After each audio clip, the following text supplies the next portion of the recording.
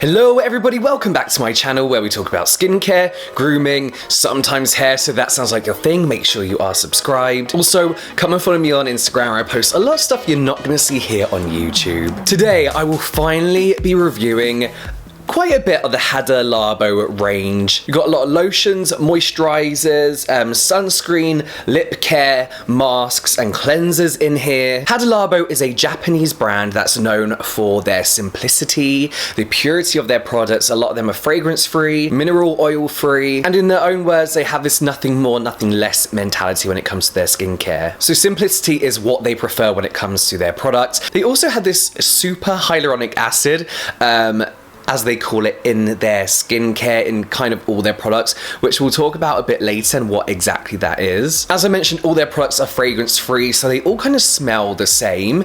I've written down here, they smell like aliens, and what I mean by that is those little like toy gooey aliens that we used to play with in school. I don't know if everyone had them, but they smell like that, just less plasticky. It's not a bothersome smell at all. It's that typical fragrance-free smell. And when I was filming myself using these products, I kind of thought it was pointless.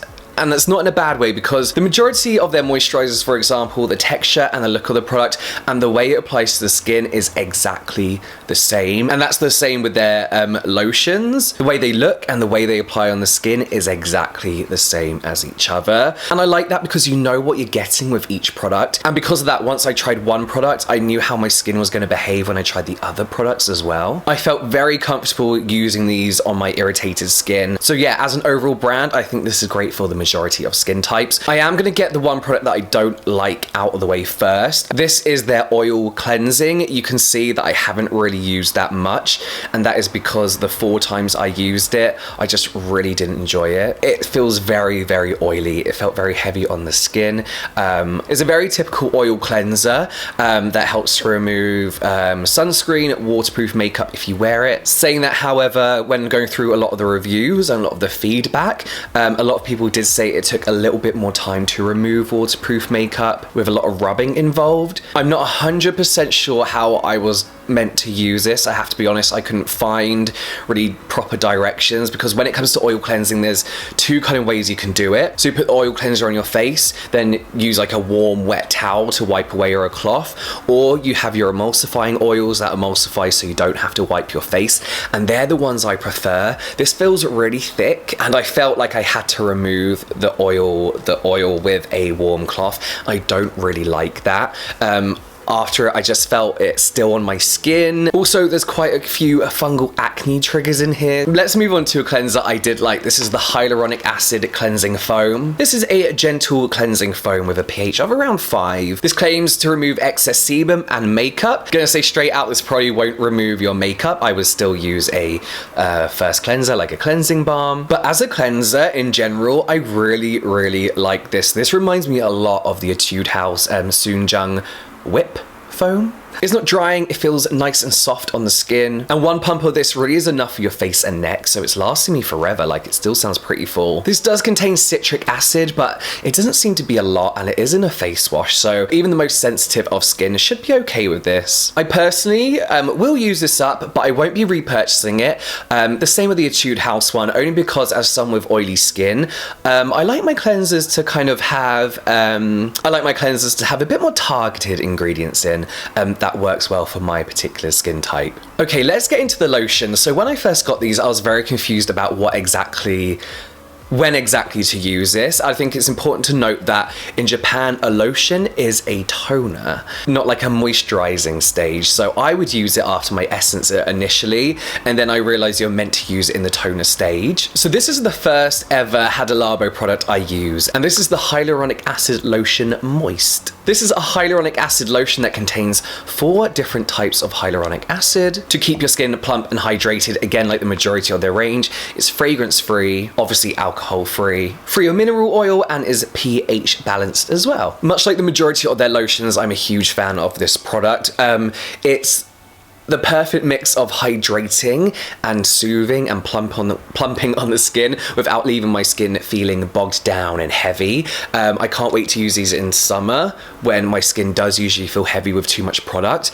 I feel like this could be like my toner, essence, and a moisturizer stage. It's like that hydrating. The only problem with these lotions, and it's not really a problem, is that it's very, very easy to use a bit too much. Like a tiny bit goes a really, really long way. The first time I used this, I poured it out like I would do a toner, like your normal everyday toner, and it took me forever to pat in. So you do need the tiniest amount. I've been using this for 2 months and it's only gone down by that much, so it will last you like a really, really long time. A lot of the reviews of this product said that it was too sticky, and I think that's because like a lot of products, if you use too much, which as I mentioned, it's very easy to with these lotions, it can feel sticky and tacky. So you just have to use, again, the tiniest amount. So this is actually amazing for most skin types. As I said, me with oily skin, a little bit keeps my skin nicely hydrated. But for dry skin, you've got glycerin in here, sodium hyaluronate, which is a humectant. But yeah, as I keep saying, good for all skin types. There are parabens in here. I don't believe any of their products are paraben free.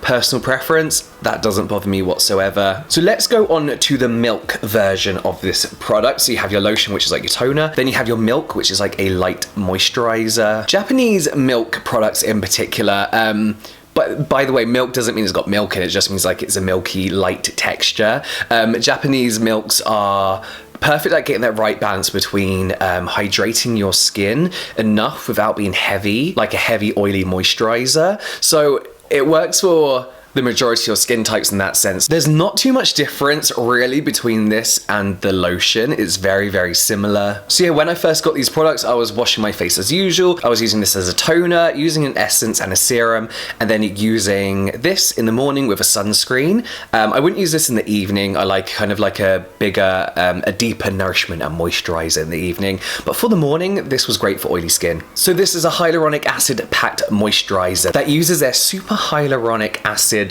ingredient, which by the looks of it is sodium hyaluronate, which is the sodium salt of hyaluronic acid, which is found within the human body as well. But basically this is a smaller molecule that can penetrate your skin. So it's nothing like, they haven't invented this super hyaluronic acid. In fact, a lot of brands will use sodium hyaluronate as hyaluronic acid. A lot of brands just do that and just call it hyaluronic acid. So they haven't invented anything crazy here. This is a very good basic gel moisturizer. Again, nothing special, but in a good way. Like this is going to do the job that it needs to do. It's going to hold that moisture, retain that moisture, as well as providing moisture. Great for oily skin, gel moisturizers tend to be. For dry skin, you might need a little bit more. This is the kind of moisturizer I'd use in the morning. In the evening, I prefer my moisturizers to kind of have active ingredients or use it as a kind of treatment stage. But for the morning, this is perfect. This is really good if you're oily skinned and you want a gel moisturizer, but you don't want a lot of fuss in your product. You want a simple moisturizer that's going to do the job. This is a very, very good choice. Okay, we move on to their Alpha Anti-Aging range, which is like the red products. So this is the Alpha Lotion Light. So as the name suggests, it is super light. So this contains their super hyaluronic acid and elastin. This is a little bit lighter than this one. They're both really liquidy, but this one does tend to sink into the skin a lot quicker, but looks exactly the same. Like they just look the same and smell the same. This is actually the lotion I probably use the most now. I've actually been leaving this in the bathroom and applying it straight after the shower. It does leave my skin looking nice and plump. It's difficult to like explain these because it doesn't feel any different to the hyaluronic acid one. And that's because they have got very similar ingredients, just with these added extras in. So in this one you have vitamin E and you have vitamin A as well. And we all know vitamin A as a good anti-aging ingredient. And this has actually been my most used product of the whole range. I don't know if you can see kind of where I've used it up to, but I've been using this kind of like non-stop for the last month. I really like it. Again, the tiniest bit goes a long way. I obviously can't comment on any kind of anti-aging effect. What I do know is this keeps my skin feeling plump and hydrated. It does leave my skin feeling pretty firm. And we all know moisture and hydration is important when it comes to anti-aging. So yeah, again, I really like it. I think like it's really just down to what you think your skin needs. If it's maximum hydration, you want to go for the hyaluronic acid. If it's anti-aging, you want to go for this, you know? So then from the same line, we have the 3D Lifting Perfect Gel. I do like this product, but I've got to say one thing straight out. This is some of the worst packaging I've ever seen. I think it just looks so awful. It's not any different from the majority of the other moisturizers. moisturizers, but there's something about this silver stripe and this kind of pinky red plastic that just looks so cheap. It's just so ugly. It's just so bad, which is not really an issue because I actually really like what's inside. They describe this as a 5-in-1, a toner, a lotion, essence, cream, and a mask as well. Like the rest of the brand, it's very hydrating, it's alcohol-free and fragrance-free. I really struggled to find like a conclusive ingredient list for this product, but from what I could find, like the most up-to-date, it had glycerin, hyaluronic acid in like the rest of the line, as well as Arbutin and niacinamide, which are known for evening out your skin tone, lightening dark spots and evening out redness, things like that. It's a very odd texture. It's almost like a jelly. Don't know if you can see. It's like a jelly that hasn't quite set, and the moment you take some product out, it kind of just all molds back into shape. They call it 3D because what this product claims to do is kind of wrap your skin in a moisture retaining film, like a mask. And you do feel that when you put it on.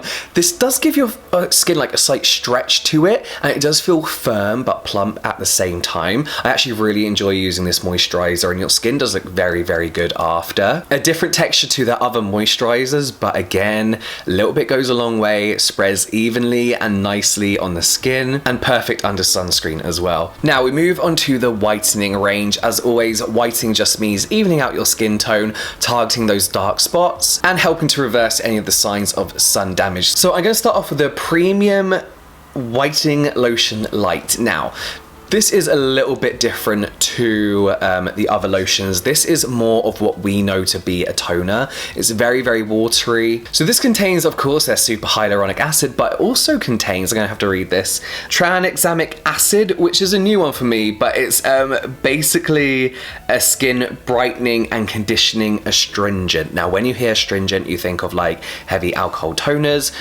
This doesn't have that effect at all. But yeah, it's very hydrating. This also has magnesium ascorbyl phosphate in, which is anti-aging and brightening ingredients, which I do find a lot in my like brightening and lightening skincare. So this probably isn't my favorite lotion from the range, and that's because I come to love the texture of the lotions that Hada Labo are kind of known for. And I kind of look forward to using that. This doesn't feel like anything new or special for me, and while still hydrating, it doesn't add that nice plumpness and firm looking kind of sheen to the skin that the other lotions do. So in comparison, it's not a bad product, but in comparison, I was like just a bit disappointed. I did use in conjunction with my usual lightening and skin evening products, and I did see a lot of improvement in my skin, but I can't really say it's down to this particular product in particular. But yeah, not one of my favorites.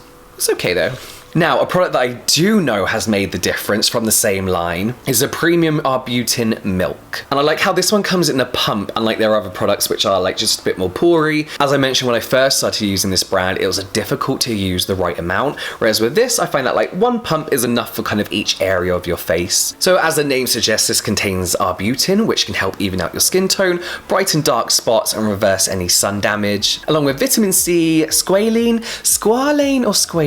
I'm saying it wrong somehow, glycerin, and again the tranexamic acid, which I think might be one of my new favorite ingredients. I love it. And as I mentioned, the little bit goes a long way. One pump for like the few areas is enough. The only thing with the Hada Labo milks and moisturizers is that if you do use too much, even the tiniest bit too much, you can see that on your skin. It does look like a little bit greasy, but I do feel it is just kind of like experimentation. But yeah, another moisturizer I've been using at night rather than the day. It's light enough for the day, but I've got like a couple of gel moisturizers I absolutely love. And as I said, when it comes to the evening, I love using moisturizers with more of a treatment kind of feel to it. Yeah, this is one of them. I really like this. Then we have the Premium Arbutin Sheet Mask. I don't really have a lot to say about these. It's got the same ingredients in the serum that's in here that's within the lotions, the Arbutin, but also Japanese sheet masks. I find that they tend to dry out a lot quicker than Korean ones, so I can really only use these for 5 minutes absolute maximum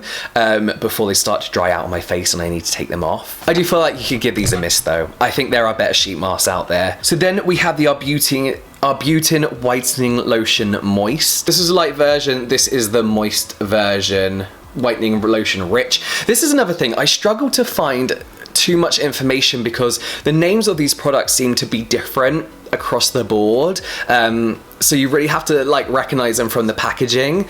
But this one in particular has that same thicker texture that I love Hada Labo for, and that I've come to know their lotions for. This contains Arbutin, of course, and vitamin C to brighten the skin, hyaluronic acid, glycerin, etc. The usual stuff that are in their lotions. This is one of the ones I could tell was making quite a difference in my skin. This is again one of the earlier products I got from Hada Labo. Often use this in the evening, and I could tell it was making a difference. Again, I use this alongside my usual dark spot treatments, but there was something that was just giving it an extra boost, and I do think it was this mixed with this. And again, another product of theirs that I felt completely confident using whilst my skin wasn't going through the best of times. Then we have the Arbutin Whitening Cream, another gel type textured moisturizer. Again, same kind of ingredients as the lotions, Arbutin, vitamin C, glycerin, super duper hyaluronic acid. Again, not a lot special about this, but if you want a good gel moisturizer with the particular effect of helping even out your skin tone, lighten dark spots,